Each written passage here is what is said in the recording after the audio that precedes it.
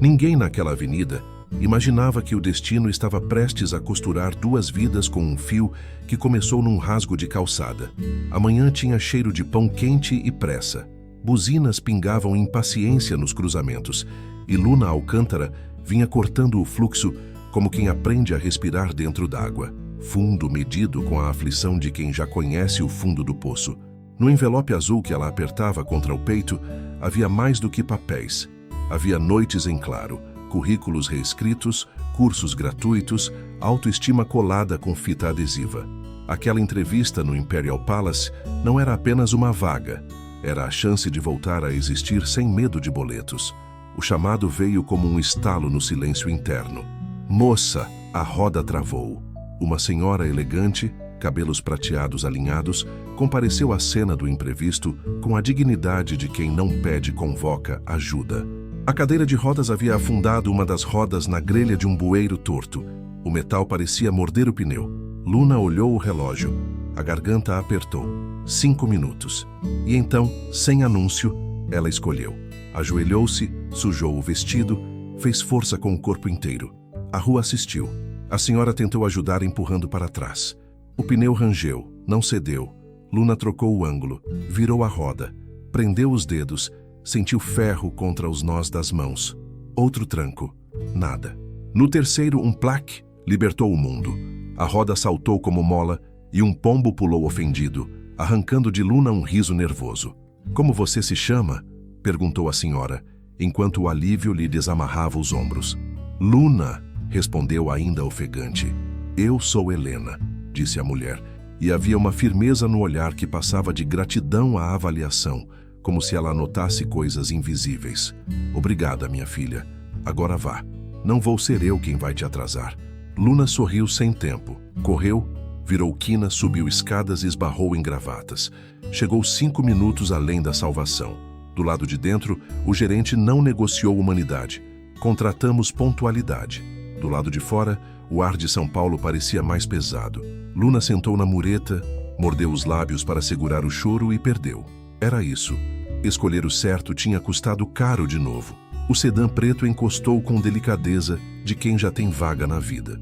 A porta traseira abriu, e Helena, agora acompanhada de um motorista com luvas discretas, surgiu com um sorriso que não era de pena, era de decisão. Entre comigo. Café. Luna foi quase por cansaço, quase por instinto. Na cafeteria de madeira clara e vitrines perfumadas, Helena pediu 2 cappuccinos e ouviu. E quando Helena ouvia, o mundo parecia reduzir ruído. Luna contou da demissão no restaurante, do aluguel dividido com a amiga Bruna no apartamento antigo, do pai caminhoneiro que ensinara a honra na marreta, da mãe que fazia bolo para vender no portão, do medo de parecer pedinte quando na verdade ela só queria trabalhar. Helena não interrompia, apenas mediu o coração daquela moça do jeitinho que gente experiente mede ouro, pesando densidade, não brilho. Meu filho precisa de alguém como você, disse então sem rodeios. Luna soltou uma risada surpresa, quase um soluço. Alguém como eu, e enxugou um canto de lágrima. Alguém que saiba o valor do que não tem preço. O sino da porta ressoou 2 vezes e o ar mudou de temperatura. O homem que entrou vestia cinza, como se o terno fosse uma extensão da pele. Bonito, alinhado, com o tipo de presença que acostuma salas a se ajeitarem. Caio, disse Helena, e o nome pareceu chamar também a postura. Ele veio, cumprimentou a mãe com respeito automático, olhou para Luna como quem pergunta, o que é isso? Sem gastar frase. O motorista disse que era urgente, ele resumiu, e Helena pousou a mão sobre a xícara teatral e terna. Quero que conheça a Luna, e quero que se case com ela. O café de Luna quase decidiu escapar pelo caminho errado. Caio riu, incredulidade sincera. Mãe, não. Helena não recuou 1 milímetro. Sim. Então expôs o tabuleiro. Havia uma assembleia próxima. Havia disputas veladas no conselho. Havia uma figura que voltaria do exterior. Heitor, o pai de Caio, com planos de costurar alianças frias em nome de estratégia. Havia, sobretudo, um buraco no coração de Caio que trabalho nenhum preenchia. Você precisa de alguém que lembre que lucro não é tudo, disse Helena firme, e só então se virou para Luna. E você precisa de um porto. Eu ofereço os 2. Luna não cabia naquele enredo. Só que Helena não estava realmente pedindo, estava redesenhando o destino. Se aceitar emprego, salário, um apartamento, é um contrato. Romance só se nascer, ofereceu, e a frase ficou pairando, insolente e sensata. Caio estalou a língua, entre irritado e perplexo. Isso é um absurdo. Helena respondeu com o tipo de doçura que corta. Absurdo é esquecer que somos humanos. A proposta tinha peso demais para uma manhã comum. Porém, a vida de Luna já não era comum havia meses. Entre a humilhação recente do contratamos pontualidade e a solidez de uma mão estendida, o coração dela fez contas que a matemática não aprende. Tem que ser temporário, disse enfim. Caio arregalou os olhos. Você está entrando nisso? Parece que você também, devolveu ela, e por uma fração de segundo a ponta da boca dele quase sorriu, talvez pela coragem inesperada daquela desconhecida. Casaram no dia seguinte, no cartório, com luz branca demais e poesia de menos. Sem beijo, sem vestido, sem gente. Carimbo, assinatura, documento que nomeia o que o coração ainda não sabe. A cobertura da família Salvatore era um oceano de vidro e aço. Do alto, São Paulo diminuía, mas os dilemas cresciam. Helena apontou o corredor, distribuindo orientações como quem arruma flores. Quarto de vocês é ali. Quarto! Estranhou Luna, e Caio se apressou. Eu durmo no escritório. Não dorme, Helena cortou serena. Põe um travesseiro no meio, como nos filmes antigos. Vocês não estão mentindo. Estão se dando tempo. E sumiu bengalando graça na cadeira de rodas, deixando para trás dois estranhos com sobrenome igual. Nos dias seguintes, a casa ensinou ritmos. Caio acordava às 6, devorava compromissos, voltava tarde com o cheiro das salas de reunião grudado na pele. Luna acordava 2 horas depois. Aprendia o mapa da cozinha industrialmente minimalista, colava bilhetes nas portas para lembrar onde ficavam as coisas, facas, Munos Gaveta 2. Tentava não derrubar nada que custasse mais caro do que o orçamento inteiro de seu bairro. Ele gostava do silêncio sem migalhas. Ela conversava com as plantas da varanda, só para a casa saber que havia vida em mais de um tom. Ele alinhava o controle remoto com a borda da mesa. Ela esquecia o controle remoto dentro do sofá. Ele respirava fundo. Ela ria baixo, culpada. Ainda assim, o improviso começou a produzir música. Uma noite ela ria sozinha de uma comédia tola e o som da risada vazou pelo corredor como pão assando. Caio parou na porta como quem foi fisgado por um cheiro. O que é? Perguntou seco. Uma bobagem boa, disse Luna batendo no espaço ao lado. Ele hesitou, entrou, ficou de braços cruzados no início, depois descruzou. 15 minutos virou 30. Os ombros dele desceram meio centímetro, e quando terminou o filme, ele arriscou. Tolerável. Era pouco. Era muito. No hotel, Luna começou como assistente discreta. Preferiu esconder o vínculo com o presidente. Queria que o primeiro bom trabalho viesse do que ela entregasse, não do que ela casara. Célia, a supervisora, a adotou com afeto maternal e língua afiada. Aqui, quem sorri demais geralmente quer tomar seu lugar. Quem não sorri nunca já tomou e está defendendo. Ensinou meio rindo, meio avisando. Vanessa, a gerente recém-promovida, mirou Luna com a precisão dos que confundem território com identidade. Eduardo, do setor de eventos, ex de Bruna, torceu o sorriso quando a reconheceu. Nada disso derrubou Luna, apenas a alertou. Helena, de longe, não perdia uma cena. O amor precisa de espaço e de agenda, comentou com o motorista certa tarde, observando pela janela a luz de sala da cobertura acender mais cedo do que o usual. O motorista sorriu, profissional até nos afetos. E paciência, dona Helena. Paciência, eu já cuidei por eles, respondeu. E riu daquele jeito de quem tem cartas para jogar quando o jogo apertar. O que ninguém sabia é que, além do contrato e do endereço novo, Luna trazia outra bagagem. Uma promessa feita a si mesma ainda criança, quando viu a mãe ser destratada por uma cliente rica que queria desconto no bolo. Nunca deixar que a falta de dinheiro definisse a educação. Isso a guiaria no dia em que a sabotagem viesse. A guiaria também quando o pai de Caio regressasse com as garras pintadas de estratégia. E a guiaria especialmente quando algo dentro dela, um atraso sutil, uma tontura leve, soprasse que a vida estava prestes a se multiplicar. Mas por enquanto, o que havia era a cidade batendo a janela, dois desconhecidos tentando aprender a linguagem um do outro, e um pacto silencioso. Ninguém ali seria boneco de ninguém. Nem o dinheiro mandaria no afeto, nem o passado mandaria no futuro. E o destino, vaidoso por ter começado a trama com uma roda presa, esfregou as mãos. A história tinha muito chão até descansar. O primeiro verdadeiro terremoto entre eles aconteceu por causa de uma chave perdida. Pode parecer pequeno, mas foi exatamente aí que a máscara dele começou a cair. Caio tinha um ritual. Chegava, tirava o relógio, colocava no mesmo lugar, guardava a chave sempre na mesma bandeja preta de mármore próxima à porta. Era quase um altar, e naquele dia, a bandeja estava vazia. Ele procurou compulsivamente por 20 minutos, levantando almofadas, abrindo gavetas, andando em círculos, e aquilo foi acendendo nele uma mistura de frustração e medo. Luna observou em silêncio a cena. Depois respirou fundo e perguntou: "O que exatamente você perdeu?" Ele nem olhou para ela. A chave de acesso da cobertura. Luna então fez o que ele jamais imaginaria. Ela relaxou o corpo, saiu andando pela casa do jeito mais leve possível e 10 minutos depois voltou com a chave na mão. Estava dentro do bolso interno do terno cinza que ele vestiu na noite anterior. Ela apenas sorriu. Às vezes, o problema não é o mundo, é a própria rotina que te prende. Ele ficou em silêncio, olhando para a chave, e pareceu reconhecer ali que ela não era apenas uma mulher que estava morando ali por contrato. Ela enxergava o que ninguém mais enxergava. No hotel, Luna começou a ganhar espaço de um jeito silencioso, porém inevitável.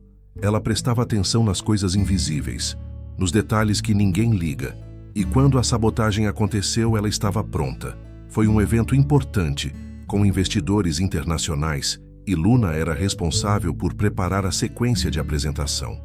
Ela revisou tudo 3 vezes, mas no momento da reunião, os slides estavam trocados. O CFO quase teve um treco ao ver números invertidos. Vanessa, com um sorriso falso, já estava pronta para dar o golpe final, atribuindo a culpa à assistente nova. Eduardo estava no canto da sala com aquela cara de "eu avisei", mas Luna não tremeu. Ela pediu 15 minutos, foi até o sistema, puxou logs internos e provou, com IP, horário e usuário, que alguém tinha editado o arquivo depois dela. Ela não acusou ninguém, ela só mostrou a prova e ficou em silêncio. A sala toda se voltou para Vanessa e Eduardo. Helena, que estava presente, apenas cruzou as mãos e disse: "Parece que temos uma nova forma de ver competência, por resultados, não por medo." Ali, sem anunciar, Luna ganhou um espaço que ninguém mais poderia tirar dela. Não era porque ela era esposa do presidente, era porque ela era boa, e Caio viu tudo. De longe, ele observou.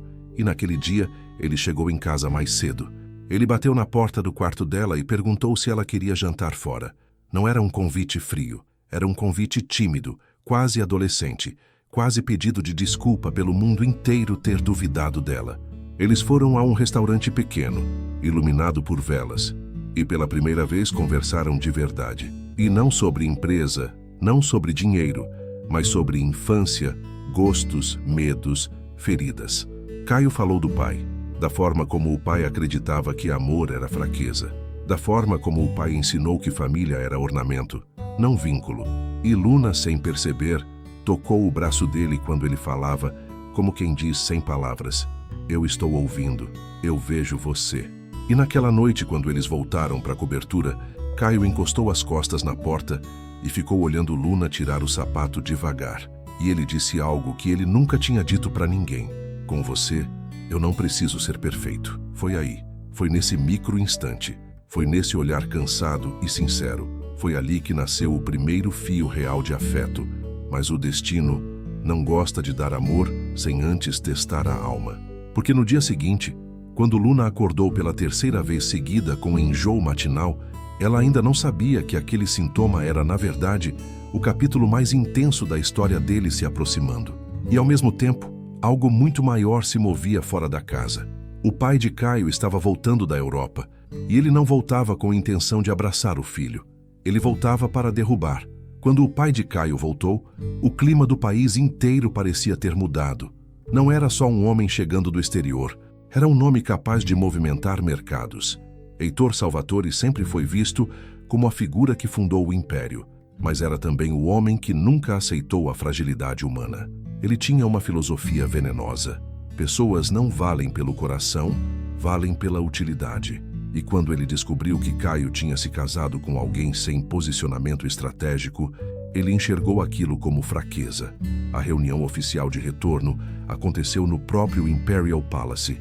Salas envidraçadas, jornalistas no corredor, câmeras sendo ajustadas. Heitor chegou cercado de advogados, elegante, afiado, de olhar gélido. Caio estava ao lado dele, controlado, firme. Luna ficou ao fundo da sala, observando. Heitor discursou sobre expansão, sobre uma possível fusão com um grupo europeu, e depois soltou a bomba. Para um negócio ser forte, precisa ter alianças fortes, e alianças fortes exigem que a família esteja alinhada. Olhou para Caio como quem dá uma sentença. É hora de reavaliar certas escolhas pessoais. O silêncio gelou o ar. Heitor não disse diretamente, mas todos entenderam. Ele queria que Caio desfizesse o casamento. Uma pessoa ali filmou discretamente. Essa cena ia para a imprensa. Caio respirou fundo. E ali Luna viu uma cena que ela não esperava. Caio, antes frio, antes disciplinado, agora era humano. E ele não fugiu. Ele pegou o microfone e disse: "Eu não errei. Eu não troco amor por estratégia." Heitor sorriu com desprezo. "Amor, não seja criança." Caio firme. "Amor é a única coisa que mantém pessoas vivas." E naquele instante, Helena, a mãe, levantou a mão, pedindo fala. E quando ela se levantou, apoiada na cadeira de rodas, o silêncio ficou ainda mais denso. "Heitor", disse ela com a voz calma, porém afiada como lâmina, "eu cansei de você transformar nossa família em laboratório de estratégia.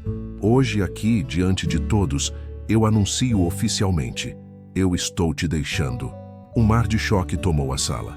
Ele ficou paralisado. Helena abriu uma pasta que trazia no colo. Dentro, papéis, assinados. Divórcio protocolado, já concluído. E o golpe final veio. "E também anuncio que transfiro agora 20% das minhas ações para Luna Alcântara Salvatore. Pode registrar." Uma equipe jurídica entrou e recolheu os documentos. A sala explodiu em sussurros. Heitor ficou tão furioso que não encontrou palavras. Ele saiu da sala tremendo, não de tristeza, mas de raiva pela perda de controle. Porque naquele momento, com uma única canetada, Helena colocou Luna em um nível que ninguém imaginaria. Luna não era só esposa do presidente. Luna agora era parte do alto capital do império. E foi nessa mesma noite que Luna, sem querer, desmaiou no banheiro. Caio carregou ela nos braços até o hospital apavorado. E ali, com o coração acelerado, com os médicos fazendo ultrassom, a verdade saltou em imagem na tela. Ela estava grávida. Caio segurou o choro como uma criança que recebe de volta um brinquedo que achava que nunca teria.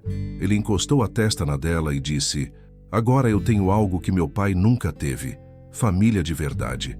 Mas enquanto Caio a emoção, alguém ali dentro do círculo de poder já estava tramando um plano para destruir não só a carreira de Luna, mas também a imagem dela diante do mundo. E essa pessoa não era o pai de Caio.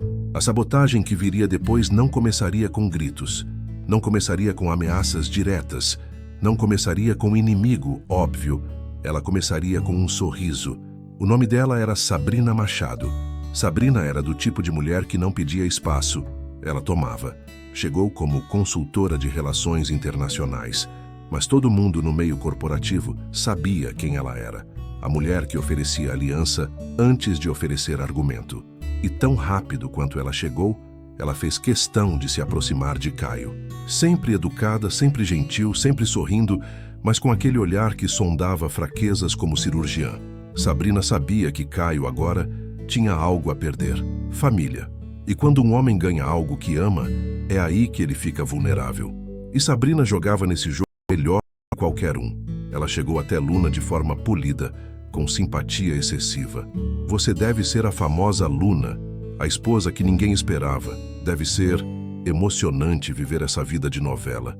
Luna sorriu de leve e respondeu: "É emocionante, sim, mas é bem menos novela do que o povo imagina. Aqui dentro é trabalho, planilha, número e gente real." Sabrina sorriu com a boca, não com os olhos. "Você sabe que o mercado é cruel. Pessoas que chegam rápido demais costumam sair rápido também." Luna entendeu imediatamente o recado oculto. Não era uma conversa, era um aviso, e não demorou para a primeira armadilha surgir. Em uma reunião com investidores, Sabrina apresentou uma proposta falsa, como se tivesse vindo de Luna. Números errados, projeções absurdas, margens irreais. E a meta era simples: fazer Caio acreditar que Luna era irresponsável com decisões estratégicas. Só que Sabrina não contava com uma coisa: Luna aprendia rápido, Luna crescia com o caos, Luna tinha faro, e quando Luna entrou na sala e viu o slide, ela sentiu no corpo: aquilo era uma armadilha. Ela respirou fundo, deixou Sabrina terminar e então disse: essa proposta não é minha. Sabrina riu com ar de deboche. Mas quem mais sugeriria algo tão sofisticado? Luna se aproximou da tela, desconectou o cabo do computador de apresentação e conectou o próprio celular. Abriu o arquivo original, o verdadeiro, com projeto real, números reais, datas reais. E ela disse, olhando nos olhos de Sabrina: aqui estão meus dados. Esse é o de verdade. Se quiser comparar, pode projetar o que você criou também. Um silêncio caiu como peso de concreto. Ninguém ali precisava ser gênio para entender o que estava acontecendo. Sabrina tentou sorrir, mas a máscara dela trincou por completo. E Caio, da cabeceira da mesa, disse uma única frase: eu nunca disse que queria alguém ao meu lado que soubesse jogar sujo. Eu disse que queria alguém ao meu lado que soubesse construir. Sabrina baixou o rosto, mas não recuou. Ela sairia da sala humilhada, mas não derrotada. Porque Sabrina jogava a longo prazo. Ela não queria só que Luna caísse. Ela queria que Luna fosse destruída publicamente. E ela sabia onde atingir: na imagem. E naquele mesmo dia, ela fez seu primeiro movimento real de guerra. Ela ligou para a imprensa e começou a espalhar de forma vazada que Luna era uma golpista que engravidou de propósito para amarrar o herdeiro. E aí, a guerra começou de verdade. As primeiras matérias começaram discretas sites de fofoca, portais pequenos, matérias anônimas com títulos chamativos. Quem é a mulher misteriosa que casou com Caio Salvatore e engravidou tão rápido? Grávida por interesse? A nova vilã do império? Era tudo por baixo, mas era o começo do incêndio, porque na internet basta uma faísca. E aquela faísca virou labareda, quando um colunista grande pegou o assunto e soltou: fontes afirmam que Luna Alcântara teria planejado a gravidez para garantir herança. E aí sim, a avalanche começou. Comentários cruéis. Gente que nunca te viu, jurando que conhece sua alma, gente chamando Luna de aproveitadora, de golpe do baú moderno e o pior: o vídeo do hospital vazou. Alguém interno gravou a tela onde aparecia o exame, o nome, a gestação confirmada. O vídeo viralizou em menos de 3 horas. Luna perdeu o chão. Ela estava na cobertura, sentada no sofá, as mãos no rosto, as lágrimas caindo num silêncio que dói para dentro, não para fora. Caio entrou e viu. Ele correu até ela, ajoelhou no chão na frente dela, segurou o rosto dela com as 2 mãos. Ei, olha para mim. Eu tô aqui, eu tô com você. Não importa o que saíram dizendo. Mas Luna chorava como quem perdeu o direito de respirar. Ninguém aguenta ser chamada de monstro sem sentir o corpo doer. E ali Luna entendeu a armadilha. Não era sobre números, não era sobre projeto, não era sobre negócio, era sobre sujar o nome dela. Porque uma mulher suja publicamente ninguém escuta, e Sabrina sabia disso. Naquela mesma noite, Caio convocou uma reunião de emergência com a equipe de PR, jurídico e comunicação do Grupo Salvatore.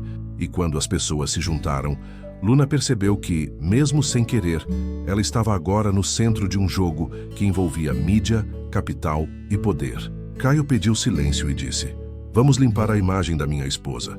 Mas Luna interrompeu, e foi aqui que o destino mudou completamente de cor. Ela disse: eu não quero ser defendida como esposa, eu quero ser defendida como pessoa. A sala congelou. Tinha CEO, tinha diretor, tinha advogado, mas naquele momento todo mundo entendeu que aquilo não era sobre proteger fortuna, era sobre justiça. E Luna fez algo que ninguém esperava. Ela pediu a palavra na sala de imprensa do grupo para falar ao vivo. Não para limpar a imagem, não para mostrar que era boazinha, mas para contar a verdade nua. No dia seguinte, às 9 da manhã, ela entraria diante de microfones, câmeras, jornalistas e colocaria todo o império na mesma sala. E Sabrina, quando soube, sorriu. porque ela achou que Luna iria se quebrar ao vivo. Mas Sabrina não entendia ainda uma coisa. Luna não era um acidente social. Ela era uma tempestade. E aquela coletiva seria o dia que o Brasil inteiro iria descobrir quem ela realmente era.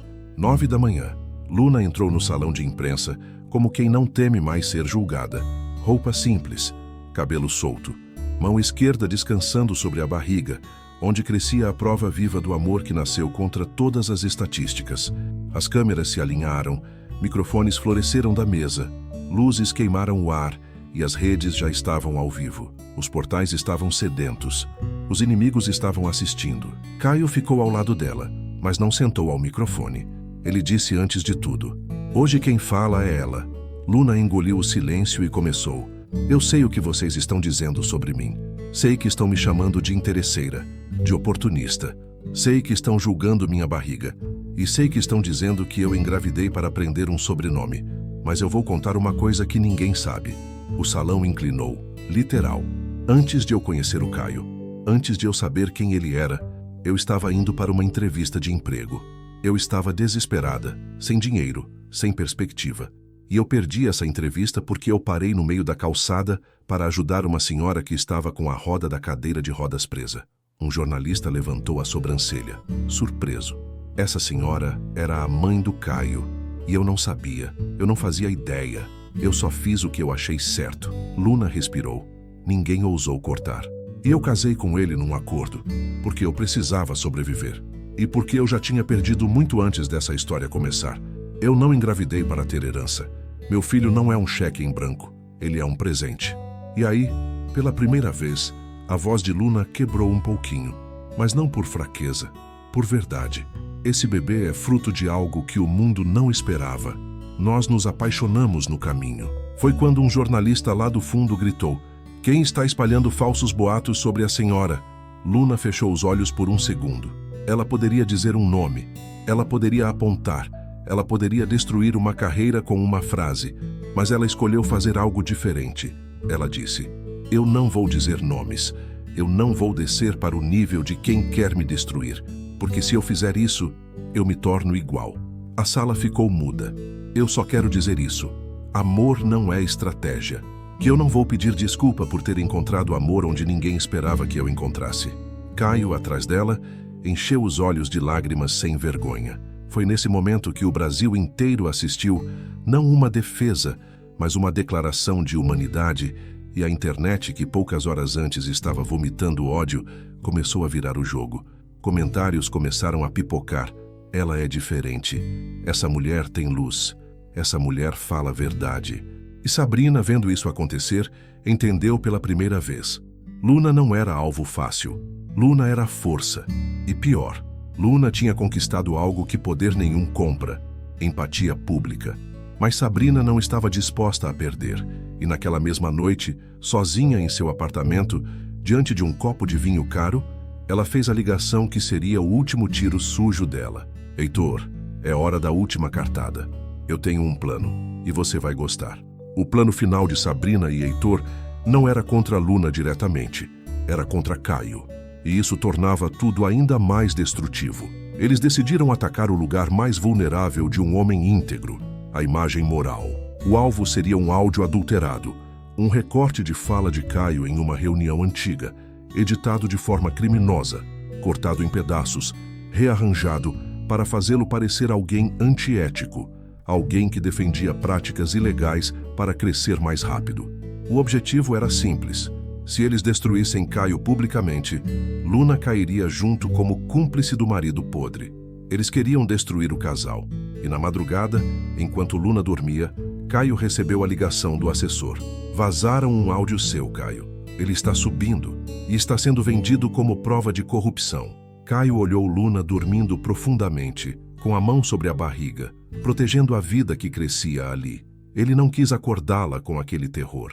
Ele se vestiu, saiu da cobertura, pegou o carro, foi direto para a sede do grupo. Ele passou a noite inteira ouvindo aquele áudio adulterado, tentando encontrar brechas, tentando entender como aquilo tinha sido manipulado. Ao amanhecer, Luna acordou sozinha, estranhando o vazio da cama. Mandou mensagem, não teve resposta. Ligou caiu direto na caixa postal. A barriga pesou de preocupação. E foi Helena quem apareceu na cobertura às 8 da manhã, desesperada, com os olhos vermelhos. Ela entrou e disse: "Minha filha, estão tentando destruir meu filho." Ela contou tudo. E Luna sentiu o mundo rodar. Ela entendeu. Não era mais uma guerra de imagem. Era destruição de legado, de história, de vida. Luna vestiu uma roupa qualquer. Prendeu o cabelo num coque sem cuidado. Pegou o celular e foi direto para o hotel. Chegando lá, Caio estava sentado numa sala escura, com os olhos cansados, o rosto abatido, e parecia que o mundo inteiro tinha desabado sobre ele. Ele olhou para Luna e disse: "Eles venceram." E Luna foi até ele, ajoelhou na frente dele, segurou o rosto dele com as duas mãos e disse: "Você esqueceu quem você tem agora." Caio a encarou, confuso. "Você tem a mim." E o tom, a firmeza, a segurança na voz dela. Aquilo levantou Caio do chão. Luna levantou, ligou o projetor e disse: "Eu vou provar que o áudio foi editado." Caio franziu a testa. "Era como?" Luna respondeu: "Eu posso não ter diploma de tecnologia, mas eu tenho algo que a maior parte desses gênios não tem. Eu prestei atenção em cada detalhe de cada reunião sua desde que entrei nessa empresa." Ela abriu 3 vídeos diferentes, todos públicos, todas reuniões antigas gravadas. E ela fez algo que ninguém jamais pensaria. Ela começou a fazer uma análise comparativa de expressões, pausas, respirações, timbre e respiração nasal. Luna provou, em menos de 40 minutos, que o áudio estava colado, montado e manipulado. E quando ela terminou, Caio disse em voz baixa: "Você é a coisa mais incrível que já aconteceu comigo." E Luna respondeu: "Não sou eu, é o que o amor faz com a gente." Naquela manhã eles foram juntos para a coletiva. E desta vez não era Luna se defendendo. Era Luna e Caio lado a lado defendendo um ao outro. E o Brasil inteiro assistiu. E o Brasil inteiro sentiu. Na coletiva, Luna ficou ao lado de Caio. Ela segurou o microfone com calma e olhou diretamente para as câmeras, como se falasse com cada pessoa dentro de casa. "Vocês conhecem o Caio pelos números. Eu conheço o Caio pelo coração." Ela mostrou a análise, exibiu os trechos originais das reuniões, provou que o áudio tinha sido picotado, montado e manipulado. Os jornalistas ficaram em silêncio. Era impossível negar. Tudo que os 2 golpistas tinham tentado caiu por terra em 6 minutos. Ao final, Luna ainda disse: "Você pode ser traída pelo mundo inteiro, mas se você tiver uma pessoa certa ao seu lado, você vence." Aquilo viralizou. Helena chorava na primeira fileira, orgulhosa. E Caio, assim que a coletiva terminou, abraçou Luna pela cintura, colocou a mão na barriga e disse em voz baixa: "Obrigado por ser a mulher que salva minha vida todos os dias." E foi ali que Luna entendeu. A maior riqueza dela não era o salário, não era o cargo, não era o cargo de vice-presidente. A verdadeira fortuna dela era o amor que ela construiu. E o amor que estava crescendo dentro dela. O mundo pode tentar derrubar você, mas quando o amor é verdadeiro, ele dá raízes e dá asas ao mesmo tempo. Se você gostou da história, se inscreve no canal e ativa o sininho para não perder nenhuma história nova.